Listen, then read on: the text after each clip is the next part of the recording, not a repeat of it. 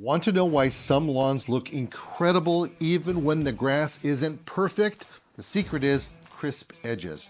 I'm Nick Federoff, first radio and TV personality inducted into the Green Industry Hall of Fame. I just drove across America and discovered what separates amateur yards from professional landscapes.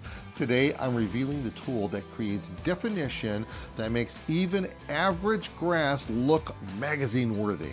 Like and subscribe now.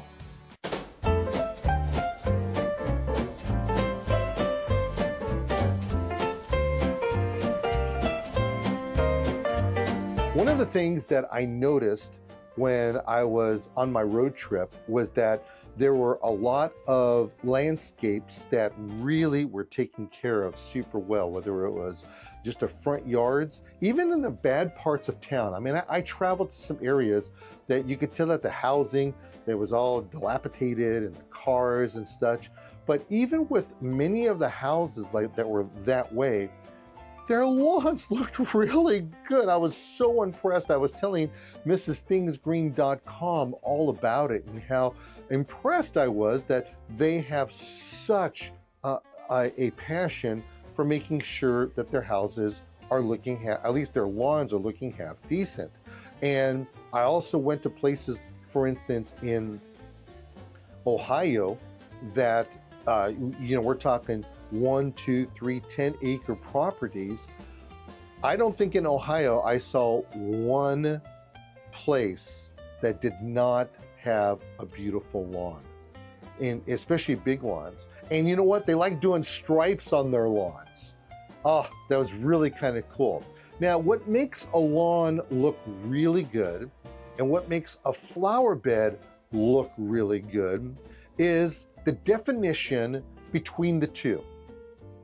When you edge your beds, it means so much. In fact, you could actually have a long lawn, but if your edges are nice and clean, it looks okay.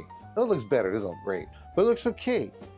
And there's a lot of different ways of making sure that you have and you create those crisp, clean lines between your lawn and your garden beds, whether those garden beds are flowers or whether they are actual vegetables. Or maybe it could be just plants. It could be ground cover, whatever the case may be. Having really crisp lines and definition is super, super easy. Now, the old school way of doing it is, and let me tell you, if you have a very small piece of property, then use a half moon edger. Classic tool. You ever see one of those things? It looks like a half moon and it has like a shovel. You know how a shovel has a little lip on it? These have little lips on there, and then there's a big old handle. And what you do is that you press, and not walk with it, you put it where you want to do the edging, you press down on it, it cuts a line, and then you go and you do the next one, next one, next one, next one. And you wiggle it back and forth, and it creates this really neat edging in between. Now, speaking of which, you can get yourself an edger. Now, edgers are actually harder to find, and I only know of a couple of people who are making them. I think True Cut still makes an edger. Don't hold me to that. I do know that McLean still makes an edger. I actually just saw one recently, so I know that they're making them. I was at a trade show and they're making those things. You could use the edgers to do that. Normally you would take it and probably put it at an angle so that you can cut it. The other way of doing it is by using, of course, a weed whacker. And what's really cool about weed whackers is that they now have different types of attachments that go on these. If you're not very good with the weed whacker itself and you put it on the edge and it grabs onto the grass and you end up taking that thing and wiping out a bunch of plants or your lawn, well, that's one thing. You gotta learn how to use that thing.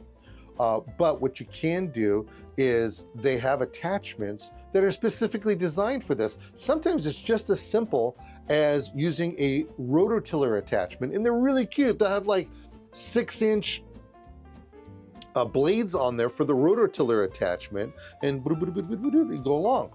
Now, there is a company, again, I don't remember their name. I was surprised I remember the other two. And there's a company that makes a very specific tool that is made for edges. And basically what it does is kind of like what that edger does with the rototiller on the end of an edger. This kind of looks like an edger, but the blade on it is real thick. It's like 3 or 4 inches, and then you can just slice and dice.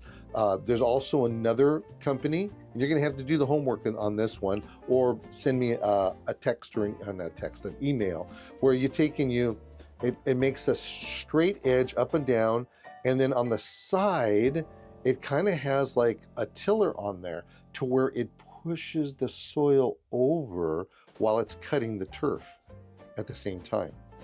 Now, of course, you cannot ever go wrong with putting in what they call mow strips. Now, mow strips can be something as simple as putting in bricks. Usually, a lot of people will put those scalloped bricks, or they'll put the red bricks and they'll put them end to end, or they'll make them look scalloped. That right there creates an edge between the two.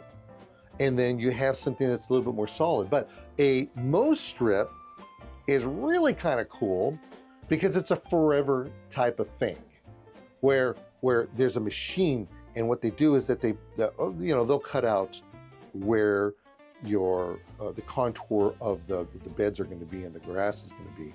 And what it does is that they put concrete into a hopper, into a big holding tank on this thing, and it shimmies, it rotates, and it gets all the bubbles out of it, and then it lays down some concrete in a different type of shape.